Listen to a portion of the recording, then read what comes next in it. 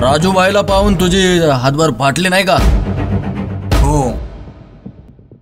मग त्याने घरी बोलवल्यावर तुम्ही गेले की नाही? हा, गेलो होतो. मला एक सांग, सिमरनवर तू लाईन मारतो हे त्याला कळालं असेल, म्हणून तर त्याने तुम्हाला घरी बोलावलं नाही का? मला पण सुरुवातीला असंच वाटलं, पण तिथे गेलं नेमकं खरा किस्सा कळाला मला.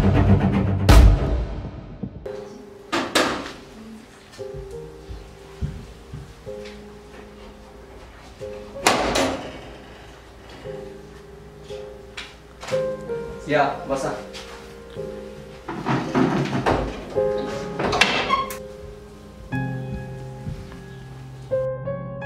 मला सिमरनने सगळं सांगितलंय. कधीपासून चालू हे तुमचं? भाई ते 1 वर्ष झालं बाई. ती केव्हा हो म्हणाली मला? तू गप ना जरा. काय काम करतो रे तू? मी अजून कॉलेज करतोय. तू जरा शांत बस ना, कशाला मध्ये मध्ये बोलतो?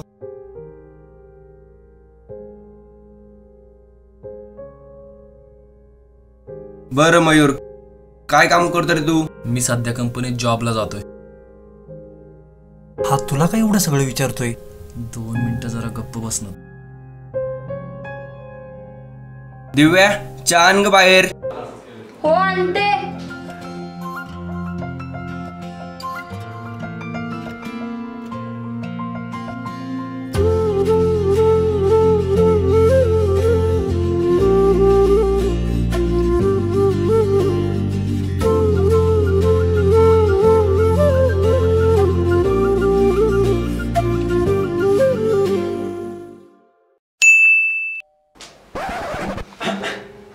जरा मला सांगशील का इथे नक्की चाललंय काय?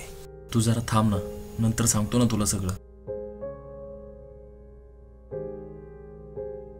बरं मयूर, तुझ्या आईबाबांना एकदा घेऊन ये, त्यांच्याशी बोलू दे मला, नंतर मग ठरवू काय करायचं ते. ओके? हो ठीक आहे.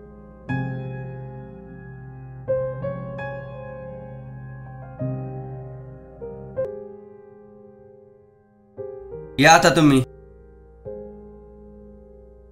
अरे बाबा, आता तरी सांग, तुझा राजूभाईचा आणि त्या दिव्याचा नेमका विषय काय आहे? अरे, दिव्या म्हणजे राजूभाईची बहीण आणि माझी होणारी बायको. हा, तू कधी पटवली तिला? मागच्या वर्षीच रे. तुला कशी काय ती हो म्हणाली? थांब सांगतो, थांब तुला.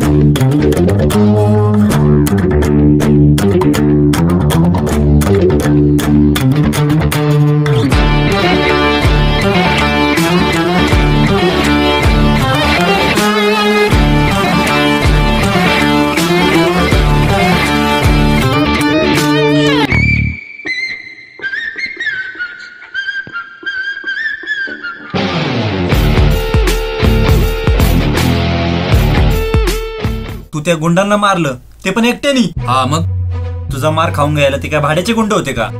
हा बाबा, भाड्याचेच गुंड होते. 8 बियर, 4 क्वार्टर आणि 5,000 रुपये घेतले त्यांनी. तेव्हा ते मार खायला तयार झाले. पोरी पटवणं काय सोपं नसते बाबा, लई जुगाड करावं लागते. माझ्यासाठी पण एक जुगाड करून दे ना. आपल्या त्या सिमरनबरोबर झंगट जुळून दे ना. बर देऊ जमून देऊ. चल आता, मला जरा बाहेर जायचंय, निघू आपण. हा चल.